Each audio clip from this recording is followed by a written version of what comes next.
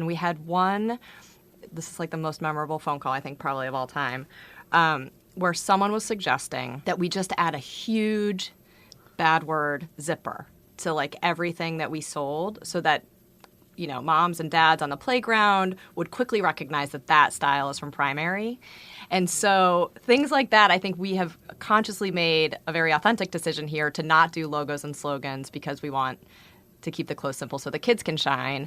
But we're definitely missing out on an opportunity for people to be walking down the street and saying like, oh, there goes a Primary t-shirt, which for us is the whole brand. It is this, leveling the playing field. Primary is for everyone. We don't need kids to be walking billboards to advertise our clothes. The simplicity and the color sort of speaks for itself. That's Galyn Bernard. She and Christina Carbonell are the co-founders of the cult children's clothing brand Primary. I'm your host, Patrick McGinnis, and this is FOMO Sapiens, part of the HBR Presents Network. My name is Patrick McGinnis, and I'm the guy who invented the term FOMO. That's short for fear of missing out. Today, FOMO is an epidemic, and it's changing us so much that it sort of feels like we're evolving into a new species. But FOMO doesn't have to take over your life. You can find the power to choose what you actually want and the courage to miss out on the rest. I'll show you how, right here on FOMO Sapiens. FOMO. FOMO. FOMO. Welcome to FOMO Sapiens, the show where I interview people who are changing the world and ask them how they choose from among the many opportunities and options in their busy lives. The explosion of choice for consumers over the past few decades has been astounding. Thanks to advances in manufacturing, the shift away from physical goods into digital goods, and the rapid pace of globalization, businesses are now able to offer many more products than they did in the past. Think about this. Amazon can offer 10,000 times the selection of your local supermarket, not to mention that it never closes, it tailors pricing to the individual, and it allows you to instantly enjoy millions of books, songs, and movies from the comforts of your sofa. And if you think that's dizzying, this trend is only going to continue thanks to 3D printing, big data, and artificial intelligence. My guests today are fighting that trend of dizzying choice and trying to make things simple for the customers. Galyn Bernard and Christina Carbonell are the co-founders and co-CEOs of Primary, a children's clothing brand on a mission to help every child dress with confidence. The brand offers a curated assortment of classic gender-neutral styles in a rainbow of colors and patterns for babies and kids size 0 to 12. As early employees of Quidsy, Galyn and Christina previously led marketing for Diapers.com and went on to launch and manage 9 additional e-commerce sites in categories such as toys, home, and children's clothing. Quidsy was acquired by Amazon in 2010. Both are graduates of Harvard Business School, and Galyn earned her undergraduate degree at Princeton, while Christina studied at the University of Pennsylvania. Welcome to FOMO Sapiens, Galyn and Christina. Thank you so much for having us. It's a pleasure to have both of you in the studio today here in New York City. I like to start the show with the same question for everybody. So my question for you is, everybody feels a little FOMO sometimes. What turns you into a FOMO Sapiens? Start with Galyn. The thing that has been turning me into a FOMO sapien is the inability to do things at nighttime. We work really hard, and we both have 2 kids, and so I really like to get home for dinner time, which is 7:30, which means I have to leave the city by 5:30, and so fun dinners with friends, networking events, things like that have to fall by the wayside, and so I definitely feel like I'm sort of missing out on this community that is so great in New York around startups, but also sort of with friends. I wish that I was still in college sometimes. Christina. If I'm being honest, what turns me into a FOMO sapien is really the fear of missing out on delicious food. Food is very much an important fuel for everything that we do every day, and we get really busy, and often we're just trying to jam together a lunch at 2 o'clock when we realize we haven't eaten, and I'm like, really, we're going to have another bowl? And we do really love good food, so trying to build that into our day as a source of joy and fuel is something that we work on. All right, so you two are the founders and co-CEOs of Primary. Tell us about Primary. So Primary is a baby and kids clothing company that we started 5 years ago. Christina and I had worked together at what started as 1-800-Diapers back in 2007. Christina was employee number 3. Both of us in marketing functions there on Diapers.com, but also the other 9 websites that we launched from there. And so Primary really was a little bit of a function of our experience at diapers.com, where we spent so much time there thinking about, great elevated replenishment experience for busy parents on things like diapers and wipes and formula. And at the same time, we're shopping in the enormous kids' clothing market for our own kids and just feeling like we were having anything but an elevated, easy shopping experience in the category. And so that felt like an opportunity for us. In addition to that, I think from a more personal standpoint, we were wishing that there were clothing brands in the marketplace for our kids like we had growing up, like Benetton and Esprit and some of these brands that felt happy and colorful and simple, versus very gendered. I have twin girls. They don't like pink and purple. I had to buy them a boy's jacket because they wanted orange. Things like that felt outdated and sort of out of touch with what we were looking for in the market. And so we started Primary really to solve both of those things. A really easy, straightforward shopping experience for busy parents where awesome clothes are available at accessible prices, but also the sort of opportunity to build a brand that meant something to this generation of parents and could stand for something clear, which is inclusivity. Our whole orientation on the site is gender neutral. We don't prescribe these styles are for girls and these styles are for boys. And so there's no such thing as a, pink princess girls section or a red fire engine boys section. And customers have been really passionate about that since the beginning. So I recently went to buy children's clothing. I have a brand new niece, and I walked into, I guess, I don't want to name names here, but it was a major children's retailer. And this is something I hadn't done recently. And I was quite shocked at how it was sort of red or pink and how separated those categories were and how you really, and it felt a little out of touch with the times. And I'm curious, it's an interesting opportunity. Entrepreneurs obviously identify an opportunity and then go after it. Why do you think that this market opportunity exists in the first place? You have, as you mentioned, a huge industry where lots of different people are playing. And by the way, it's at all price points because any store you walk into, maybe it says $50 on the item, but they're marking it down at $3.99 or something because that seems to be where retail is going. But you are doing something completely different. I guess I'm wondering why this market opportunity hadn't been filled before. It's interesting to us as well. It is a huge market, but there are a lot of traditional players that have been doing things the same way for a long time, and that is a lot about trend and fashion and the cool thing today. And with that, just a lot of traditional norms about what that means for girls and boys in particular. And for us, it was a lot about what we're not doing that is the magic of Primary. We are not doing logos. We're not doing sequins and tons of embellishments. And by keeping it really simple and focusing on the classic styles that kids wear every day with just a breadth of color, a rainbow of color for every kid without prescribing what's for boys and what's for girls, it's just a totally different take in the market. It's a modern brand rooted in values that parents today care about. So one of the things we talk a lot about on this show is FOMO, or fear of a better option, which is this idea that we live in a time of seemingly limitless choice. So if you go onto Amazon, and we love you, Amazon, obviously. Anybody who has Prime knows it's basically very hard not to go on Amazon and buy things every day. But when you go on Amazon and you search for an item, very simple item, white shoelaces, you could have thousands of opportunities to buy all kinds of different things. And that creates paralysis and indecision and stasis. And so the idea that we have more and more choice, in some ways, of course, it's very good. You don't want to live in a Soviet society where you can only buy one kind of milk. But at the same time, when you are overwhelmed with choice, it can be very difficult to extract yourself from that and move on with your day. And so as I think about what you're doing vis-a-vis many of the other retailers out there, you're really solving the FOMO problem, because when you go to the site, and it's really worth checking out the site, primary.com, you see a simple array of really nice things, but you could buy, theoretically, I guess, the same T-shirt in 9 colors for all of your kids, and you don't have to worry about the sparkles and the bows and the logos and all these sorts of things because it's simple. And so as I think about that, when you were ideating on this idea, you're coming from a place where you had a lot of data. Diapers.com is and was and will be for a while a leader in its space.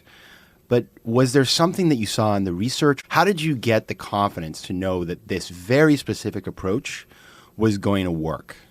I think a couple things. I think one, it's a little bit of a combination for us. A big part of it was gut, but also sort of supported by data, where our gut was that there was an opportunity for someone to become an authority on best-selling kid styles. Having been at diapers.com, knowing that like the basis of a customer relationship is great products at good prices with a good experience, elevated customer service, and products that people could count on and understand. And so for us, this was all about curation from the beginning. This was all about like what are the core set of styles that every kid wears all day, every day, that customers are going to want to come back and rebuy as their kids grow. And with that, from the beginning, we had a 10-year business plan in a spreadsheet with about 30 tabs of projections. So it was all based on our hypotheses, but there was a thesis that with this focus on the core best-selling styles that kids wear and keeping it simple, that we could avoid a lot of complexity and a lot of cost and reinvest those savings into better value for the customer. And we projected what that would look like in terms of a financial outlook, in terms of a customer relationship, and for the last 5 years, we've been proving that out. I like that vision that you had, and it. Oftentimes we think that people start companies on a napkin, which maybe it's a nice story, and it may be the case that maybe there's a napkin in the room, but there's probably a computer from napkin to detailed model. Exactly, right into the spreadsheet, Yes. which is what happens when you have experience in the industry. And what I like about your story is that your entrepreneurial journey began in a place that was entrepreneurial itself, but it's a corporate world, and you built the skills to do that and then went on your own. So your brand is quite popular around town, and I had Jen Wong, the COO of Reddit, in the studio the other day, and I mentioned you were coming in, and she basically told me that you are her solution to all of her child shopping needs. And so it started me thinking about, number one, sort of how have you built your customer base? Because I saw a little information on the fact that you had a 6,000 unit wait list on your new Heart PJs, which sound adorable, by the way, and a 4,000 person wait list on your raincoat. And so that's very interesting because as we talk about consumer behavior these days where people are torn in all directions, the ability to create that kind of pent-up demand and then lock people into a wait list is super interesting for anybody who's trying to build a business online. So how do you, number one, get that kind of customer engagement? And then what does your client look like, and why are they coming to you vis-a-vis running to Old Navy or wherever where they could pay $3.99 for something that's on sale because it's been sitting on the shelf forever? A solution for busy parents becomes something that fuels word of mouth. Parents want to tell each other about a cool solution that they find, and this is one of them. And that was also our experience, of course, at diapers.com.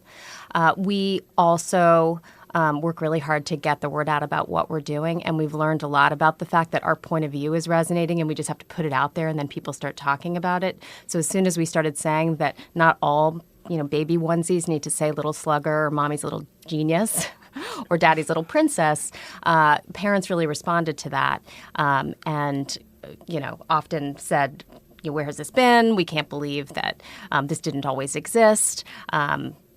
Thank you so much. We love what you stand for. And so we do a lot of that kind of marketing and advertising in social media. We also market offline to parents with new babies and young children, and really just let them know what our point of view is. And then once we have them, I think our unique approach of having this assortment that you can count on and continue to come back and rebuy your favorites as your kids grow is a huge part of why customers then just keep coming back. And that happens very organically. And it's really the power of the business.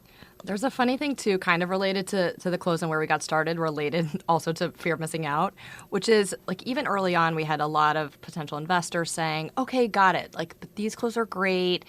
But, like, how are customers on the playground going to recognize that something's primary? And we had one, this is, like, the most memorable phone call, I think, probably of all time, where someone was suggesting that we just add a huge bad word zipper to, like, everything that we sold so that moms and dads on the playground would quickly recognize that that style is from primary. And so things like that, I think we have consciously made a very authentic decision here to not do logos and slogans because we want to keep the clothes simple so the kids can shine. But we're definitely missing out on an opportunity for people to be walking down the street and saying like, oh, there goes a primary t-shirt, which for us is the whole brand. It is this, leveling the playing field. Primary is for everyone. We don't need kids to be walking billboards to advertise our clothes. The simplicity and the color sort of speaks for itself. But I think definitely has been an interesting sort of basis of conversation where people don't understand how we can build this brand without some huge visible logo on the clothing itself. I'm wearing a t-shirt that says Daddy's Little Slugger right now. I just want to let you know that. So it has a zipper. Big one. But you have chosen to do something very simple. And the minute you start talking to investors, especially when you're talking about a product that people can understand. So if you were talking about AI for surgical devices or something real that none of us would ever understand. Very few people would have a viewpoint on that. Ergo, you wouldn't have to deal with all of the little suggestions. And by the way, some of these are good suggestions, maybe. But when you're raising money for a company that a lot of people have been at a store that sells children's clothing or they all start bringing in the ideas. Well, I'd love to invest, but if I really want you to do a monthly box, whatever the flavor of the month is, and you have to resist the temptation to have a mission creep. And also, once they invest, then, and this happens to so many companies, then all of a sudden it's like, okay, you have $15 million. Well, we should expand into adults, and we should become the next American Apparel, and all these sorts of things. And so you have a decision there as entrepreneurs. Are you going to stick to your guns, or perhaps there are good ideas, and maybe you're going to learn from those things and expand? But that decision about sticking to your core, what's worked for you in the beginning, or what your vision is, vis-a-vis letting your investors or other influences kind of come in and color what you're doing, I imagine that's a daily struggle. So I'd love to hear about how you deal with that, the kinds of things you're seeing, and how you're able to either integrate those ideas or dismiss them in order to stick with what you're doing already. Well, I think for us, focus has been really important for us since the very beginning. We are operators, and we definitely learned at Quidsi that there are a million different ways and paths you could go down to scale and continue to build customer relationships. But in order to sort of get things right, it's important to stay focused and make sure that you're putting sort of all your efforts into something to make sure you understand how it will play out.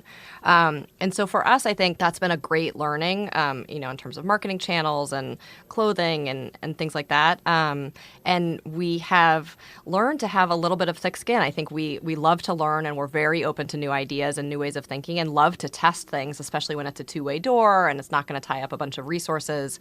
But I think for us, 5 years in, having really strong conviction and now a lot of evidence and data from the market to back it up, I think we feel more and more confident that the way to win with this business is staying more focused versus less, and going harder on the things that we really believe in. And so I think it's just allowed us to sort of put earmuffs on a little bit. And so when we get ideas, whether it's from investors or otherwise, to sort of go down the slippery slope of trend, or in other cases to raise our prices, for example, and make this less accessible to all families, those are things that we resist because those are things that we know are important to the brand that Primary is really rooted in. It's interesting as I listen to you talk, it seems like you're finishing each other's sentences sometimes. And in fact, you are co-CEOs of the business, which is unusual. If I think about it, I'm trying to think of examples that I've heard about in the past. And I know Rent the Runway, I believe, had co-CEOs for a period of time. The Skim. The Skim, there you go. Another awesome company that we love. But it is unusual. And I'm wondering, number one, how you came to that decision. And then if this is something that, as you talk to investors, for example, who are very focused on organizational behaviors and sort of the org structure, if this is something that people felt good about, or if they always said to you, I can imagine some people said, well, this is fine for now, but one day you're going to have to pick one of you, right? How do you think about this whole situation? We view our partnership as a superpower for a lot of reasons. Running a company is hard. Having a partnership where you can count on each other, bounce things off of each other, and go through those ups and downs together. It's hard for us to imagine doing it alone, although we admire people who do. We complement each other, and we're also able to divide and conquer on a lot of things that make this work. For example, I am more focused on marketing, and Galyn is more focused on merchandising and supply chain. So though we function as co-CEOs, we do have huge areas of the company that we each lead. And then when it comes to really important strategic decisions, we come back together. What becomes important in terms of decision making, because often an investor will say, but who decides? Who has the last say? And the way that we tend to operate, which works well for us, is that it matters who feels strongly about something, and it matters to know when you feel strongly about something. And when you do, you give it to the other person. You give it to the person who feels the most strongly. And so for us, that has really worked. And all of the time that we've been doing this over the last 5 years, there's never been an instance where we both felt equally strongly about something and felt differently about how to approach it. And all of the benefits of being able to make these important decisions together and support each other has just been a real superpower for us in running the business. So I imagine when it comes to these big decisions, and you probably had some more strategic around fundraising or some of these other things, there's a lot of conversation that happens. And how do you root those conversations in data and not in feelings? I think for us, we are so rooted in data that it's natural for us to, sort of go to the facts and, definitely try to make sure that emotion stays out of the conversation where it's not appropriate. But I think we also recognize that sometimes it is appropriate. And we definitely believe strongly in the power of art and science. And so a lot of times, are making a gut decision because the data just isn't available in the way that we wish it was. But it's good to be able to articulate that too and just say, you know what? I don't really have like a factual basis. I can't really write like an articulate one-pager on this, but I feel just like in my gut really strongly about it. And so I'm not going to feel embarrassed to say that. And it goes without saying, but no egos is critical. Yeah. And I think it helps that we are older. Because at this point, I think we have enough perspective on a lot of things that ego rarely factors in. It is a point that we've made before on the show, which is oftentimes there's this perception of entrepreneurs being 22 and breaking things and moving fast and not caring. And you really speak to the fact that you went and built a career, gained the requisite expertise, and you come at it from this base of experience, which allows you, when you're making decisions, to tie it all together. Intuition is so important to decision making, but what happens is it becomes clouded by emotion and the FOMOs and the phobos of the world, which start to take us away from what our gut would be telling us. Were we not sort of victim to those types of feelings? And so if you can strip away as much of those things, or at least recognize they're there, then you can open the door to allowing your intuition to inform your decisions alongside all the data. Because nobody has perfect data, even in startup land, in the world of big data. I think it's the other way around. You've got so much data that it's sort of like, how the heck are we going to decide on all of these things? I'm curious. So it sounds like smooth sailing. Oh, yeah. But I imagine you probably made some big mistakes. And I love to hear about a big, just disastrous thing that you had to unwind. Yeah, the biggest one, was also the biggest learning for us early on, where we just dramatically, it's like not even the right word for it, underestimated how hard it would be to make clothing. We came from e-commerce and marketing backgrounds. We both worked at Kraft Foods, but, weren't making the product there. And it's very different than apparel. And sort of felt coming into this that we were smart enough and were excited to learn and really passionate about getting great product made that we could figure it out on our own. And we couldn't. And so we ended up under-investing, obviously in an area that was super important. Investing in the quality of clothing is kind of the whole thing. And so we were trying to be really scrappy, trying to be careful with budget and fixed expenses and overhead, and waited too long to make a really critical hire over supply chain. And so what that meant for us in the first 18 months was that, our in-stock rates were really low. And as a business that's trying to establish itself as the go-to for busy parents on essential clothing, having an in-stock rate that isn't over 90% was really tough. Also, quality that wasn't consistent, deliveries that were late.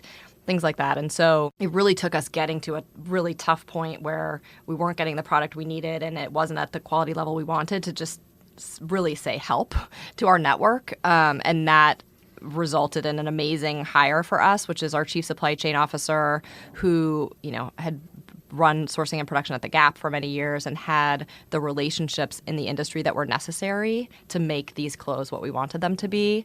But I think we just didn't learn enough early on about how critical those relationships were so that we would know that this just wasn't something we could figure out on our own, even if we put all of our sort of heart and soul into it. So this is the show about finding the power to choose what you actually want and the courage to miss out on the rest. What is your number one tip for making decisions and sticking with them? Making decisions about what to focus on and sticking with it starts with being firmly rooted in a vision that is hopefully not changing a lot. Everyone understanding what we're driving toward and what mission is behind it, which for us is very much about helping kids feel confident in who they are and letting kids be kids and being inclusive is at the core of everything that we do. But having said that, we still have a lot of opportunities in front of us in terms of how to get there. And one thing that we do is we pull the team into a room when we've got a lot of ideas that we could pursue. It's a very diverse team functionally and in terms of individual backgrounds, which of course leads us to make better decisions together.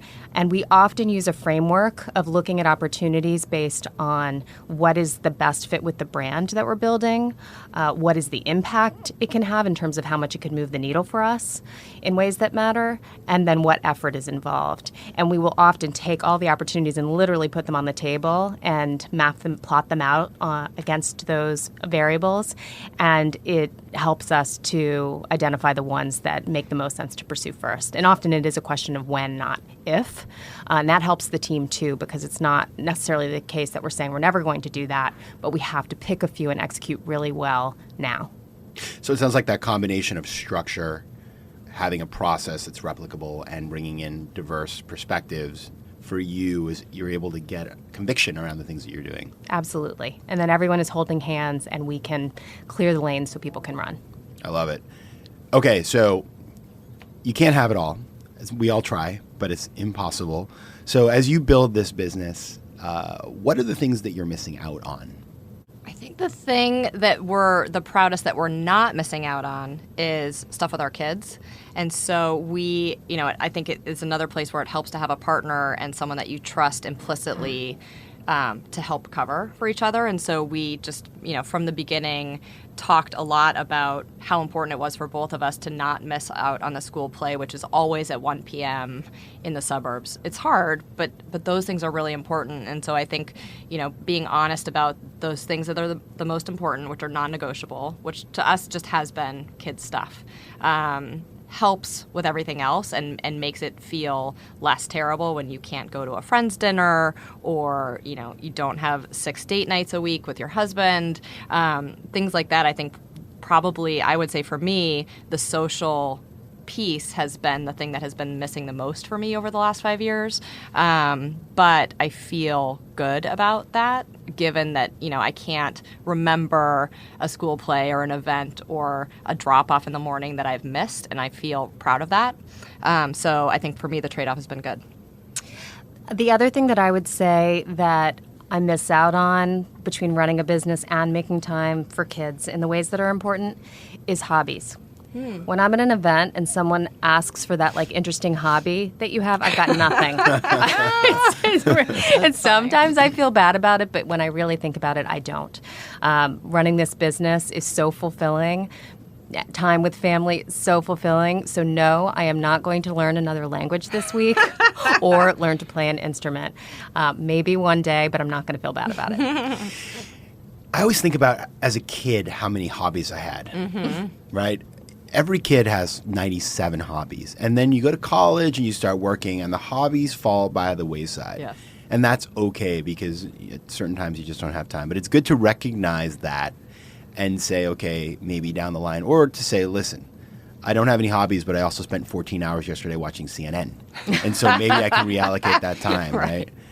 I think that is being conscious of how you're spending your time and what you may want to do or can't do at the time makes a lot of sense. But it is, we will come up with a very low impact hobby for you before you leave today. That's amazing. Like, my hobby is looking at the sky.